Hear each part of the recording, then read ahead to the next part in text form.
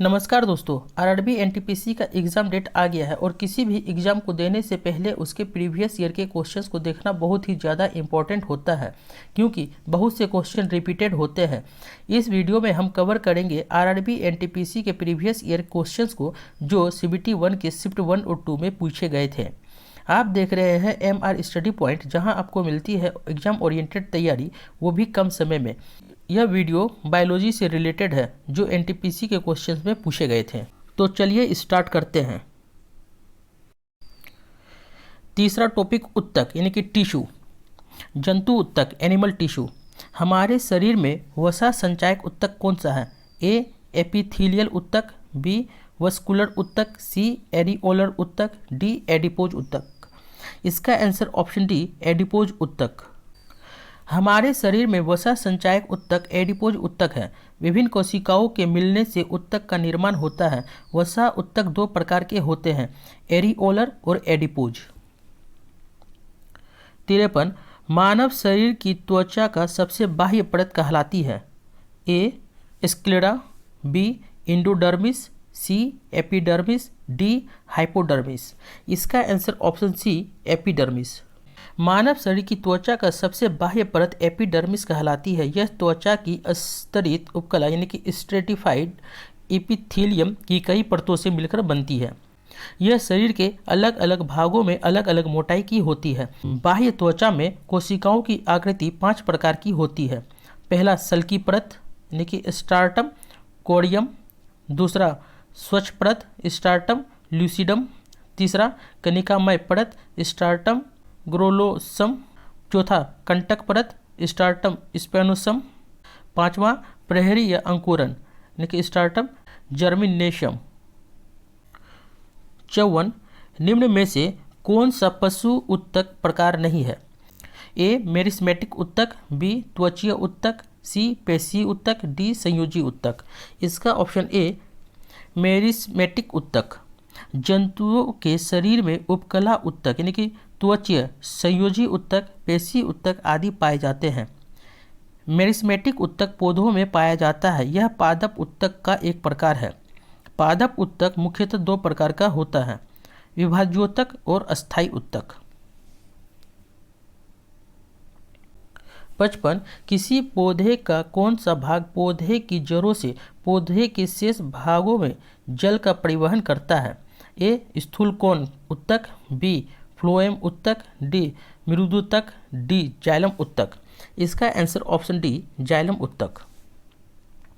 Xylem पादपों में पाए जाने वाला उत्तक है। यह एक प्रकार का जटिल अस्थायी उत्तक है जिसका प्रमुख कार्य जड़ों द्वारा शोषित जल को पौधों के विभिन्न भागों तक पहुंचाना है।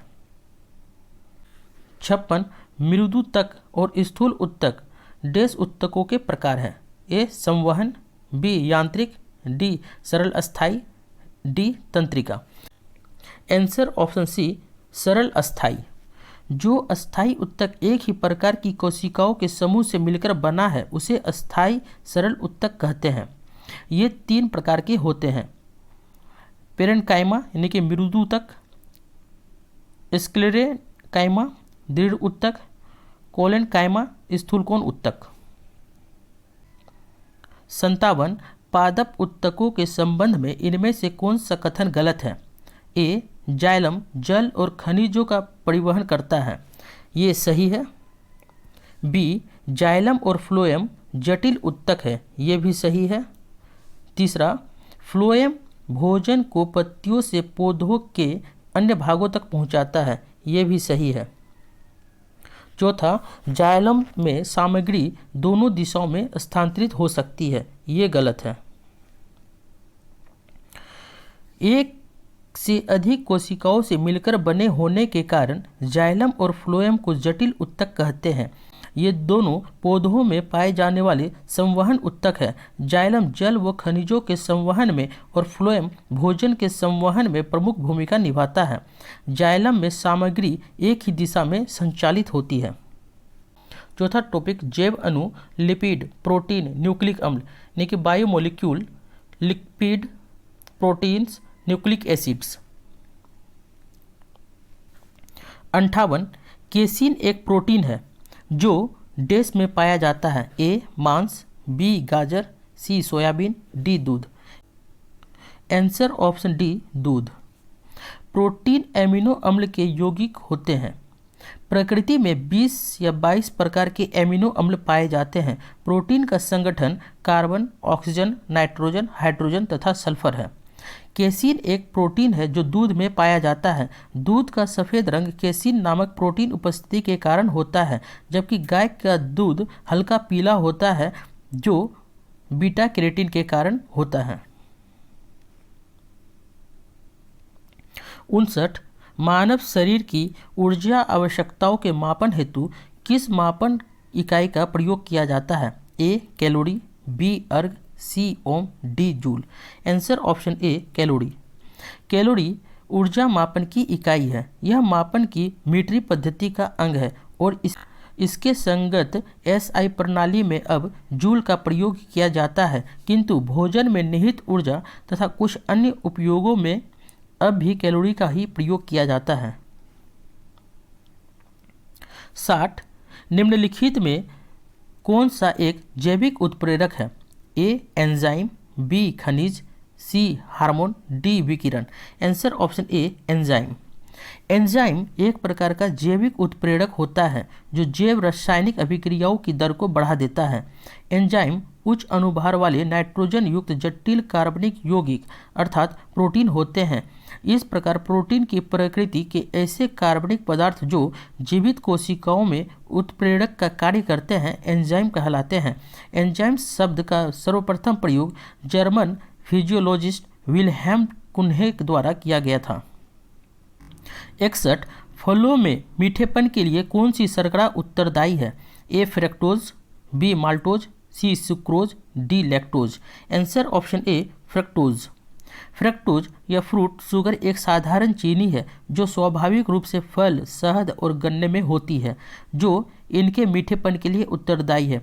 माल्टोज माल्ट द्रव्यों, अनाजों, चावल आदि में, सुक्रोज गन्ने में, चीनी में तथा लैक्टोज दूध में पाया जाता है।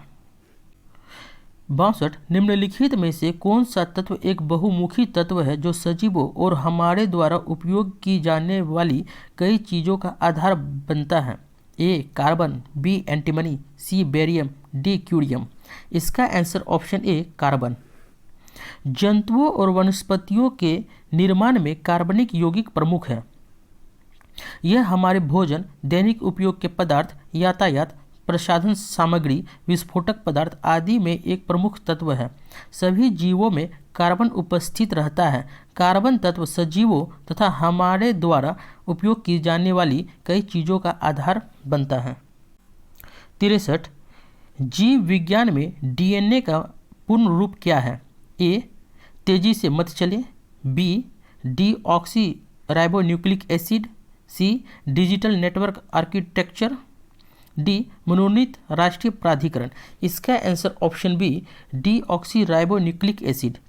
जीव विज्ञान में डीएनए का पूर्ण रूप डीऑक्सी राइबोन्यूक्लिक एसिड है। ये प्रोटीन के बने होते हैं। डीएनए आनुवांशिक लक्षणों को एक पीढ़ी से दूसरी पीढ़ी तक ले जाते हैं। कोशिका विभाजन के समय क्रोमेटिन जालिका के धागे अलग होकर कई छोटी और मोटी छड़ जैसी रचना में परिवर्तित हो जाते हैं। इसे ही गुणसूत्र कहते हैं। डीएनए अणु में कोशिका के निर्माण एवं संगठन की सभी आवश्यक सूचनाएं होती है। तो दोस्तों ये था आज का टॉपिक। अगर आपको ये वीडियो अच्छा लगा हो और हेल्पफुल लगा हो तो एक लाइक ज़रूर करिएगा। आपका एक लाइक हमें अच्छा कंटेंट बनाने के लिए मोटिवेट करता है।